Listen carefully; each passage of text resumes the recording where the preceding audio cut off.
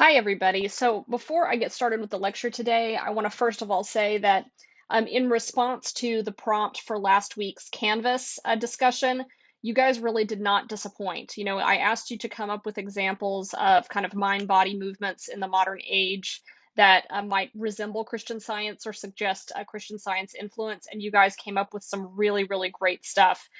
So if you haven't gone back and read many of your peers' comments, I would encourage you to do so because there's some excellent stuff there, including things that might be worth writing about for the second field report assignment or for a future final project.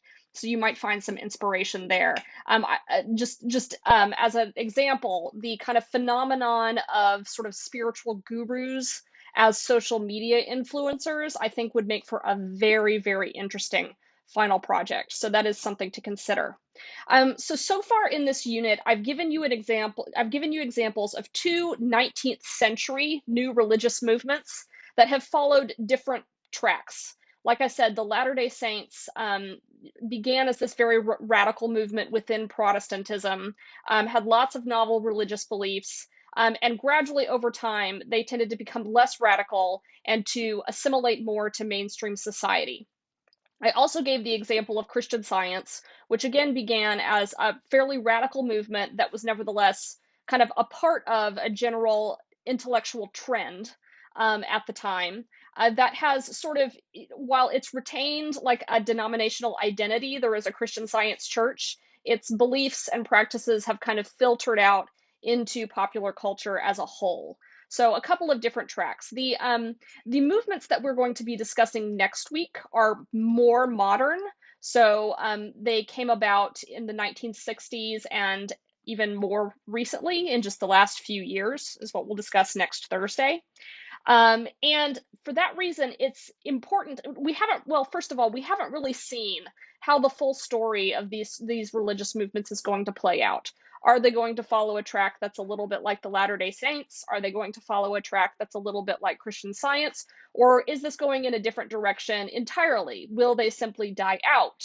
Will they eventually be, I don't know, declared illegal as there have been legal actions in various countries taken against some of the movements we'll be talking about.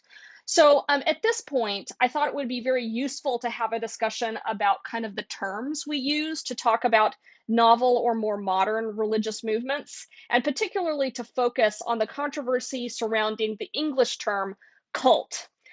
So we use the term cult in English, much like you in Russian use the term sect, in the sense that it tends to have a pejorative connotation. Some scholars prefer the term new religious movement as an alternative to cult, and I'm going to kind of talk about why that is in this lecture a little bit. But first of all, I think it would be helpful to kind of help you understand how these terms all relate to one another, and particularly the typology that was invented by the scholar Howard Becker in 1932 for understanding how different religious groups relate to one another. So this is the church sect continuum developed by Howard Becker.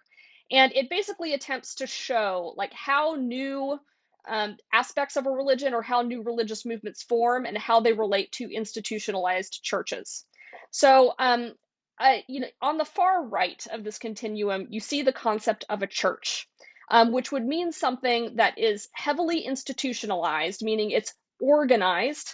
It has perhaps a clear hierarchy, or at least a clear set of organizing principles, and a shared body of beliefs, a shared body of dogmas. Okay, so I think a good example for our purposes today would be to think of something like the Anglican Church, the Church of England that came about after, Henry VIII decided to get rid of the Catholic Church in England and to form, a church, the actual Church of England. Okay, so the Anglican Church.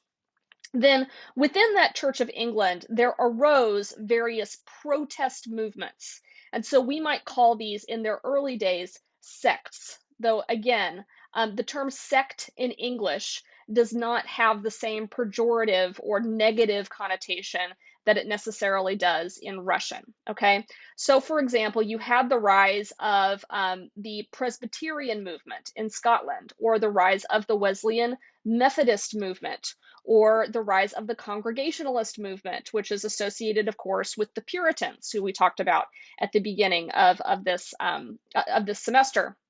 So you have these groups that are kind of that originate from within the Anglican Church, but they are protesting against certain organizational structures or particular beliefs or something like that, and come to form their own group or their own sect.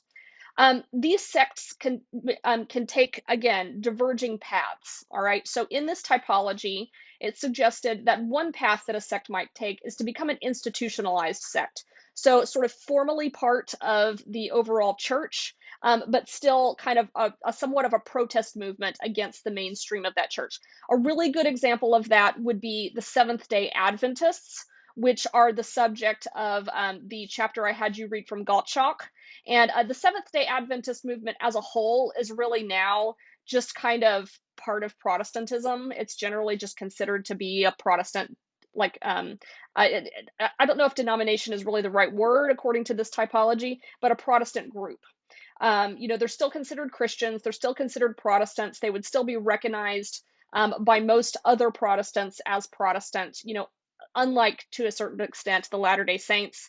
And so they've become kind of an institutionalized sect, different from the mainstream of Protestantism in a lot of important ways, but still considered to be part of the whole.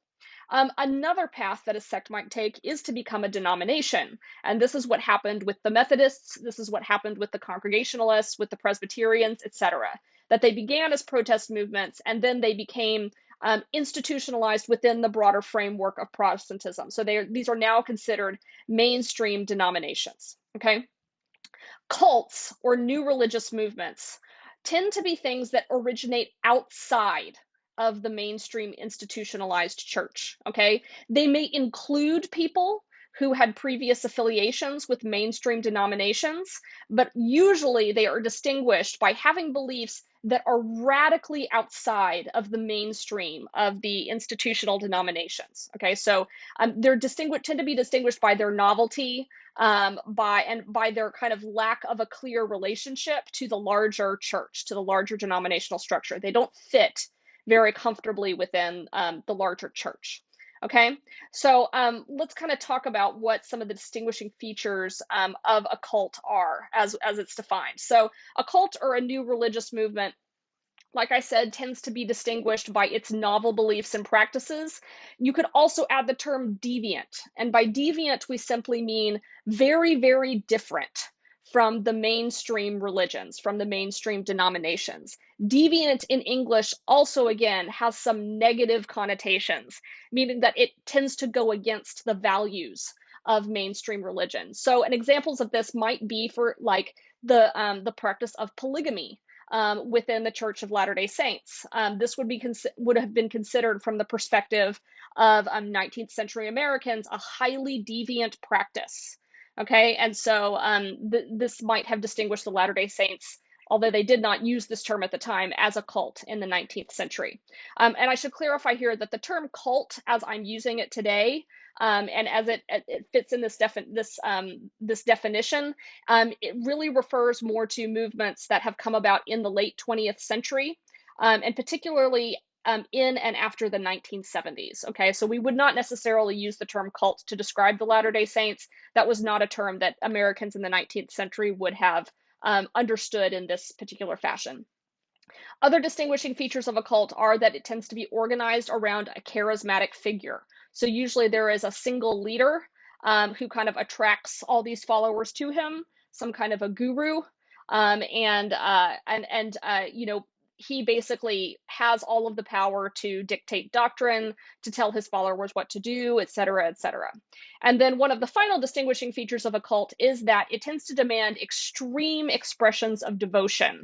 So, for example, it's not uncommon in some 20th century new religious movements for the group to demand that followers contribute all of their income to the organization, or to give it over to the group's leader, or for the group leader to be allowed to marry whoever he wants or have sex with whoever he wants within the group. So really extreme expressions of devotion. Again, you may recognize some of this from Joseph Smith and the History of the Latter-day Saints, but this is, again, not a framework that was recognized within the 19th century. They would have simply said that this is just a strange religious movement. Okay. So, the kind of textbook example of a modern cult or a modern new religious movement, and the movement that drove a lot of concern about cults in the final decades of the 20th century, was the group that called themselves the People's Temple. And it's sometimes also referred to simply as the Jonestown cult, because that was the name of the kind of utopian settlement that they established. So the People's Temple was formed in 1955 in Indianapolis, Indiana, um, around a guy named Jim Jones. And their beliefs are a little bit difficult to understand sometimes. It was a group that kind of combined somewhat New Agey style religious beliefs, and kind of pseudo Christian beliefs with radical socialism or radical communism. So these were groups that saw themselves firmly aligned with other international communist movements. For example, they did appeal to the Soviet Union for help and wanted to be recognized by the Soviet Union during the 60s and 70s. But they called their ideals apostolic socialism. I'll just say that this group tends to be a favorite topic for the second field report and for a lot of presentations. And so if you would like to research this group's beliefs more precisely, then I encourage you to go ahead and do so. And maybe somebody later in the semester can tell us more about what this group believed. But for the purposes of this lecture, like, we want to kind of focus more on why this was an object of such tremendous concern. Because their beliefs in and of themselves weren't necessarily like that terrifying. But what they did absolutely was, so this is kind of a utopian group. They wanted to live on a kind of, wanted to practice communal living, wanted to try to kind of set up an ideal society. And eventually they did this by establishing a settlement in Guyana in the 1970s. Guyana is in South America. And basically they all went down there. It's called the People's Temple Agricultural Project, did communal farming, held all goods in common, lived in this kind of, again, kind of utopian society for several years. However, these were mostly Americans, and word started coming back to figures in the United States, particularly political figures, about potential abuses within the Jonestown group. And in the 1970s, there was a group of investigators that included a couple of congressmen that was sent to Guyana, that was sent to Jonestown in order to kind of take a look around and investigate what was happening, to see if there were any abuses or people who were perhaps being prevented from leaving and that kind of thing. And these investigators were actually murdered by some high-ranking members of the Jonestown group. Like the investigators came and they looked around and were getting ready to leave, and they were actually gunned down on the tarmac, right in front of their plane before they were able to take off. And they, of course, knew that this was a crime, and that it was going to make them a target of further action by the Guyanese government, by the American government, etc. And rather than see some of their leaders arrested and taken away, the Jonestown leaders convinced the larger group that the American government was going to come and imprison and murder the entire group, the entire community. And Jim Jones himself convinced all of his followers to commit suicide by drinking poisoned Flavor-Aid. And so nearly 1,000 people committed suicide, and a third of them were children. And of course, it's that in that case, it was actually murder. It's a really horrible story. It's really quite horrifying. You had many cases in which, elderly people who weren't able to do this for themselves, or young children, were forced to drink poison by their loved ones, by their family members, because these family members were under the belief that they were all going to be killed by the U.S. government. And so it was a shocking event, a really shocking tragedy in which all of these people died absolutely needlessly.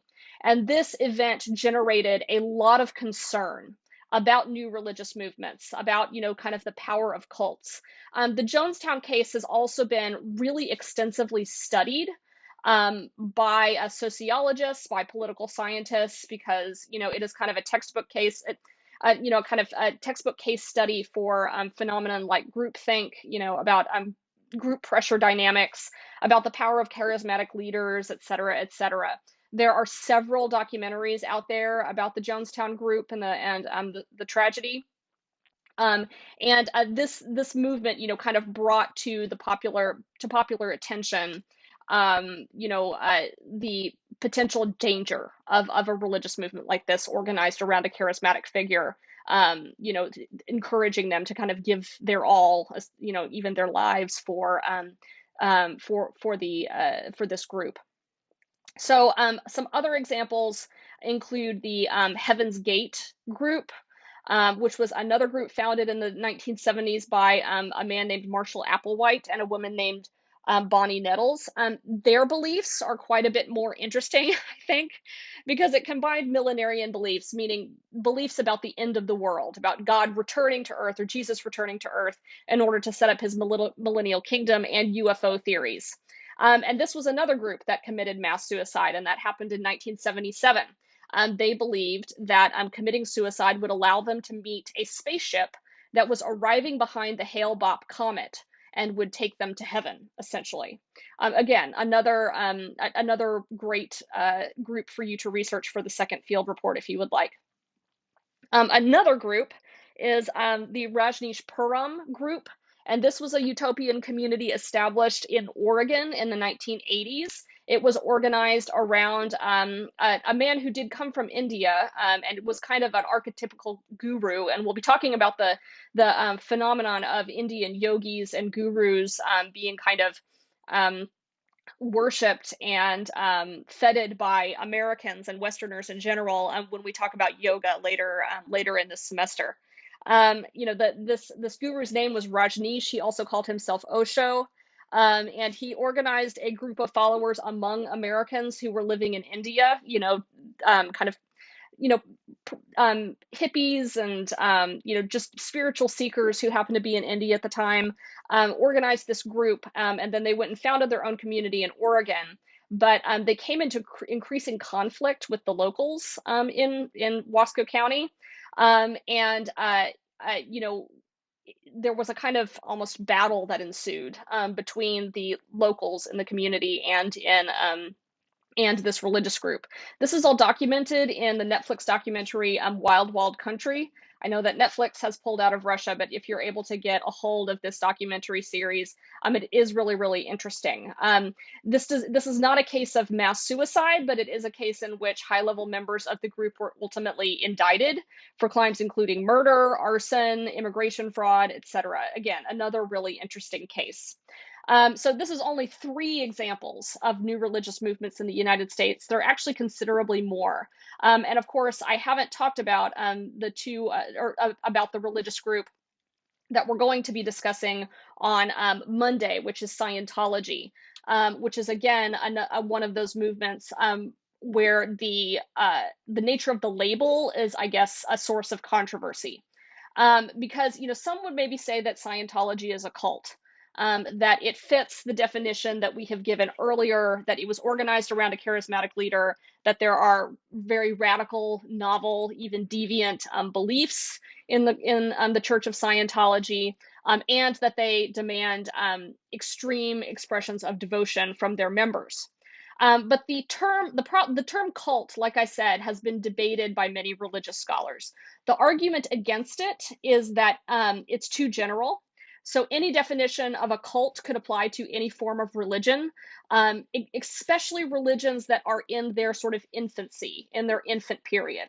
So, like I said, what I was talking about when I was talking about the term cult earlier, that definition could easily have applied to the Latter-day Saints at the beginning of their movement. But it also could have applied to early Christianity at the beginning. it was organized around a charismatic leader in the form of Jesus Christ. Jesus did require extreme expressions of devotion. He said that everyone who wants to follow him must give up all their personal belongings, and even like leave their family behind, in order to follow him. And the early Christianity featured religious beliefs that were considered quite novel and even deviant in terms of both sort of mainstream Judaism and mainstream Greco-Roman religion. And for that reason, of course, they tended to be persecuted by the Romans. So, any definition of a cult could easily apply to any form of religion, especially a religion in its sort of early stages. And likewise, the term cult, which, like I said, has very negative connotations since the 1970s. It doesn't differentiate from groups that are harmless, so that just kind of believe strange things but don't really bother other people, from genuinely dangerous groups, like groups that demand that their members commit suicide or murder people. And also, there's the argument is that the term is sort of too subjective. That when you apply the label of cult to something, it automatically is very pejorative. It automatically sort of implies a value judgment. And so, for that reason, it tends to mainly describe movements that the user of the term does not like. So, in Gottschalk's book, he talks a lot about kind of the rise of cult experts and people who specialized like in cult deprogramming, in shaping opinions of the Branch Davidian group that is described in that chapter. And the Branch Davidians are actually another kind of textbook example of a novel religious group that was organized around a charismatic figure that did demand extreme expressions of devotion, but in which the level of harm that it was doing is kind of questionable. And in where the central tragedy, in which so many members of this group died in this showdown between the group and the federal government, that a lot of the escalation was on the part of the government itself. And sort of the modern understanding of that event has tended to bear that out, that the alcohol, tobacco, and firearms law enforcement group and the FBI were kind of at least partly to blame for what happened there. And there also have been some really excellent recent documentaries about that group, by the way, put out by various American media organizations. So you may be able to find some of those, online. So, so the point is that the term cult tends to not be used as much by religion scholars. We tend to favor the term new religious movement, but it is useful to understand what people mean when they talk about a cult, or why the term is controversial. Um, it will help your reading be a little bit better informed. It will help you kind of understand what people mean when they use these terms. So I'm trying to keep this really short to make up for last week's really, really long lecture and put more focus on the discussion than the lecture itself. Um, and our focus will be kind of on these discussion questions, which I will post on Canvas. Um, you know, uh, because of the potential for a Jonestown-like event, it might seem that there would be an interest in governments like forbidding certain kinds of religious movements, and we already know of many cases. Scientology is outlawed in many countries, including Germany. The Jehovah's Witnesses are outlawed in many countries, including Russia, of course.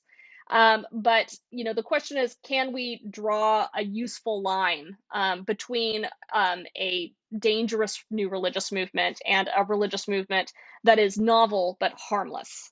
Um, and also, this poses a particular problem for modern liberal democracies, especially ones like the United States.